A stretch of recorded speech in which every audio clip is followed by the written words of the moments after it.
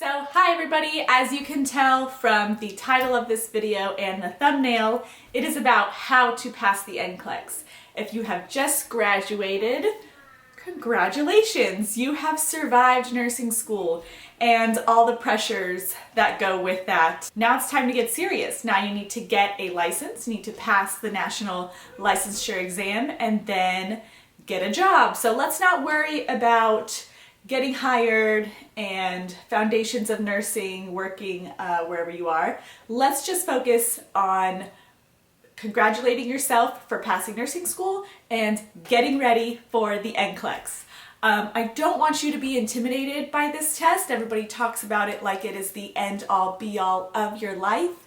It's really not. I've got some tips and tricks to beat the system, and I'm going to give you a little bit of insight of how the exam is created and different tricks to kind of get your mind into the NCLEX world, which is not a world that is real. You'll never see the NCLEX world at your job, but you just have to get into that mindset to pass the exam and then become a safe nurse in the hospital or wherever you're going to start your career.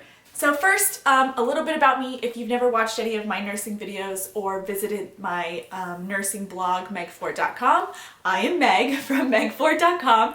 I have been a nurse for 10 years. I would say cardiovascular is my specialty. I've worked mostly on cardiac floors and telemetry floors and that sort of. I've worked everywhere from hospitals, almost every floor in the hospital except OB and maternal. Gross. But I've worked in rehabs, I've worked in doctor's offices, I've worked in the ER, I've worked just everywhere. So that's a little bit about me. I created my blog and I created all of my ebooks to help nurses because a lot of nurses quit after the first 2 years, and I believe that's because they don't have the support and the foundations that they need. I really think nursing school is all about these national mandated things they have to go over, and it's not about getting a real foundation for nursing and being the most safe and confident nurse that you can be, and that's why I'm here. I'm here to help you. I want you to be an amazing, great nurse. So let's get started with step one, how to pass the NCLEX. I do believe there's 3 phases in passing the NCLEX. Number 1 is going to be the time leading up to the exam.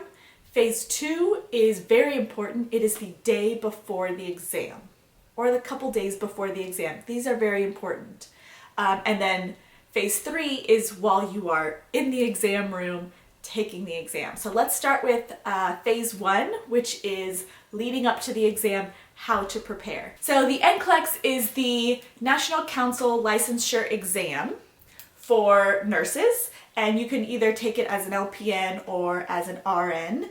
I know that the max is 265 and you need to answer a minimum of 75, the majority correct, and then the exam will shut off. Some people take 6 hours to take this test. Some people take an hour and a half to take this test. I've heard so much feedback and so many different things from different people. But everybody kind of finishes it in about 2 hours. So kind of get ready for that and anticipate it's going to take about 2 hours. A lot of nursing schools will have programs and things that you can take home to practice. Definitely take advantage of those, especially if they gear the curriculum towards those practice tests. Now there's a lot of websites that you can go to. I have a few listed in my ebook. Let's see, it is fortest.com, practicequiz.com, freenclexquestions.com. And I do think you should take time every single day to practice, just because you get into a rhythm and it starts to ingrain on your brain a little bit better than if you study only on the weekends or if you take like a 5-day break. If you just take 15 minutes or if you just take 30 minutes or an hour to do just a couple questions to kind of get into that mindset, it's going to really help you. I suggest you get your cup of coffee or tea, get a little snack, kind of get into the mindset of studying.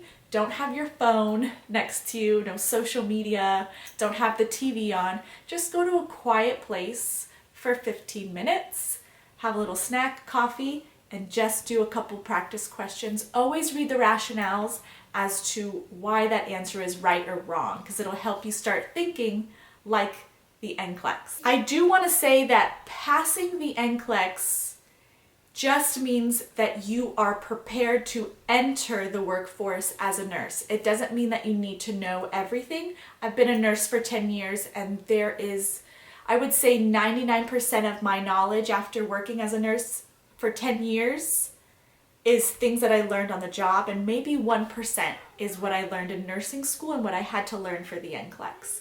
So you don't need to know everything, okay? You just graduated. They just reviewed everything really quickly. You are just gonna prove to the NCLEX that you are going to be a safe nurse and that you're ready to enter the workforce. Everybody asks me, how many questions do I do? How long do I spend on it?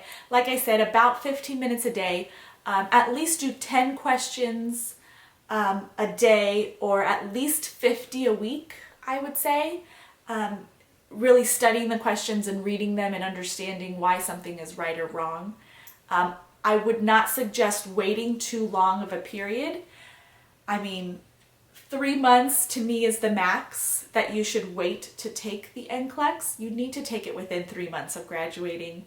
Everything is still so fresh. That's just how our brains neurologically work. You don't want to start losing information and throwing it away. So, like I said, 10 questions a day, at least 50 a week, at least 15 minutes a day. I mean, you can do that. You probably spend that much time on YouTube or Instagram a day. Just replace it with NCLEX review, and then try to take it as soon as possible. As soon as you can get an exam date close to you within your area, do not wait longer than 3 months. Phase 2 is the day before the exam.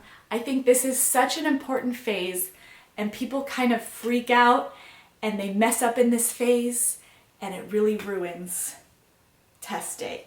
So I don't believe the day before you should do any review. No review, no exams, no practice questions, nothing. This needs to be a mental preparation day. I suggest that you just relax on the day before the exam. Maybe get a massage, but half the battle of the NCLEX is mental clarity, and you need to be mentally clear. If you are bombarded with questions the day before, if you don't get a good night's rest, it's going to be shot. You won't be able to get that information or access that information like you would if you really spent the day before eating well, sleeping well, and being mentally clear. So to achieve great mental clarity, I do suggest top three things that you should do to really get mentally clear. I suggest some light exercise. Don't go do like a spin class or something, but just light exercise. Maybe a nice little walk around a pond or around your neighborhood. Maybe some light yoga. I have some beginners yoga and beginners meditation on this YouTube channel that I can suggest. I'll put the links below in the description. So definitely light exercise, and then eat well. Try not to eat junk food. Really eat things that will feed your brain. I have a list of foods that really empower your brain in my How to Pass an NCLEX ebook, and that includes walnuts, green leafy vegetables, berries like blackberries or blueberries or strawberries. But I have a whole list of that inside of my ebook. So definitely light exercise, eat well the day before, and then the last one is go outside. You have no idea the power of going outside. I mean, just breathing fresh air, getting some sunshine, and take off your shoes and walk in the dirt or in the grass. There's this thing called earthing, where you're just walking barefoot on the ground, and actually just walking barefoot on the ground actually resets your circadian rhythm. It helps you be more mentally alert and clear, and it actually reduces anxiety. I know. But I always do this if I travel to different time zones, like especially if I travel all the way out west to California, or I travel like all the way to Europe. I get really messed up with sleep really easily. I think it's just all the years of night shift that I get like messed up so easily. So to kind of get back into rhythm, I like to just find a park, take my shoes off and walk around for like 15-20 minutes. And I promise you it always works. I'm always ready to like fall asleep when the sun goes down. It's like my body knows what to do and like gets the rhythm. So definitely do that. Okay, phase 3, which is the scary one. It's really not. You've done all the preparation, you have reviewed, you had a great day yesterday. Now phase 3 is the day of the exam.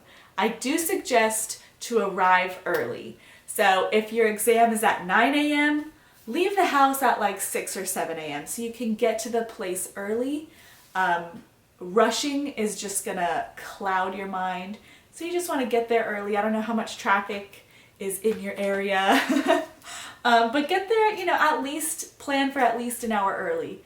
So you can maybe drink a little coffee, get a little light snack, and do some meditation. I have a great 5-minute meditation video on this YouTube channel. I'll include it in the description. It's just great to not be rushed, not be stressed, and walk into the exam totally relaxed. I mean, as much as you can be. I also want to suggest that you wear comfortable clothes when you go to the exam center. These places are freezing. These test centers are freezing. I don't know if they're trying to like kill antibiotic resistant bacteria with the temperature, but they are always so cold. So wear comfortable clothes and definitely bring a sweater or a hoodie or something that you can be comfy and cozy in. Don't dress to impress. No one's going to be impressed if you come in business clothes. No one cares. So just dress to be comfortable. A little tip that I did when I took the exam was that I brought earplugs. I have a very like hyperactive brain, and if I hear people rustling around, if I hear people coming in, if I hear the ticking of the clock, I just get distracted really easily. I think it's just my brain. So I bring earplugs to wear. Just like those soft ones, you can buy them anywhere at any drugstore or Walmart, of course, or Amazon. And I wear those and I put them in right at the beginning of the exam to kind of just block everything and everyone out. If you are going with friends, which a lot of people do, I didn't do it. I actually took it in a different city. I went to school in Miami and I actually went to Orlando to take the test. I'm a very social person, and if I go with friends, it's going to distract me and I'm going to be thinking about them and I'm just going to be distracted. So I actually drove 4 hours away, stayed at a hotel and took the exam in a different city, which you can do if you want to. It was a little crazy, but you can do that if you want to. If you're going with friends, I suggest you sit far away from them. Just go far away from them, you know, give them some good luck, pray for them before you go, but as you go in, sit far away from them so you can really focus on yourself and get into the exam. Very important to take breaks. So for me personally, I took a break every 15 questions. So when I hit that 15 question mark, I'd answer it, then I would stop, I would take a deep breath. Some test centers will let you leave, like just to the little lobby area. So I would just like walk away from my computer, take a deep breath. I had a water bottle at the front. They let me leave it like at a table, so I'd take a sip of water. I also brought a little bag of almonds, so I would eat like 3 or 4 almonds. And then after like 30 seconds, I would sit down, get back into test mode. I get burned out really easily, so if I didn't take a break every 15 questions, I think it would be a little bit overwhelming. But to keep calm, I think it was helpful to take breaks every 15 questions. So I highly suggest that. Okay, I have some secret insider information about the NCLEX, and it's about 20 invaluable tips that I put into my NCLEX ebook. I'm only going to share a couple of them with you. They're really valuable. They helped me pass on the first try. I got up to 76 questions and then it shut off. And I passed, and it was thanks to these invaluable tips. And I remember I memorized them and I used them in my practice questions and I started to get all of them right, and this really helped me pass the NCLEX. So I'm only going to share like maybe 5 with you. I'll share 5 with you. But then you'll have to buy my ebook to get the full 20 or 25 tips. So here we go. Here's an example of a great trick. Oh, here we go. Look out for words like always, all, everyone, none, only, never, every. These are extreme words, and they imply that there's no exceptions. So when you see those types of words, that should tip you off that that's the wrong answer. So you can eliminate that as a wrong answer. Oh, here's a good tip. The focus should always be on the patient. So when the NCLEX is asking you a question, and the patient in the question should always take priority over enforcing a policy or making a doctor satisfied. They love to trick you with this. They love to trick you with, well, the policy says, and the doctor would be upset if, or the doctor asked for this, but there is an answer about making the patient first and doing what is the most safe option for the patient. That is the right answer. So if it talks about policy or satisfying the doctor, throw that out. Always take note of the patient. The NCLEX will talk about newborn, child, adult, elderly, infant. Always take that into consideration before looking at the options. So while you're reading the question, it helps to visualize the patient. So if they're talking about a newborn or they're talking about an elderly person, they always make it very clear. So visualize that patient in a hospital bed. So if it's an infant or a newborn, imagine them in a crib, and it'll kind of help you paint the picture mentally. Because sometimes they will present the question and it looks like you totally get it, but then you miss the word infant, and you miss that question. So pay attention to who the patient is and how old the patient is. Ooh, another one that someone that writes questions for the NCLEX tell me about is always assess before calling the doctor. They love to give you the option of call the doctor. You need to call the doctor. Something's wrong, call the doctor.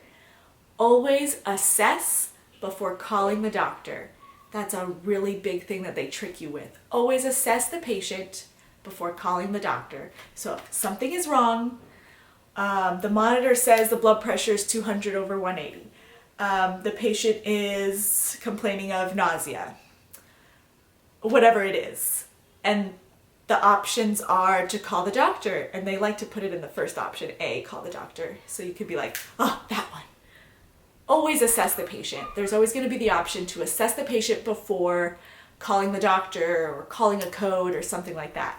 I'm going to say it again because this is so important. Always assess the patient before implementation or calling the doctor. And then I'll throw this one in there. When in doubt, choose the option that will cause the least harm. They like to give you somewhat wrong answers or somewhat right answers, and then you have to choose what is the most right or the least wrong.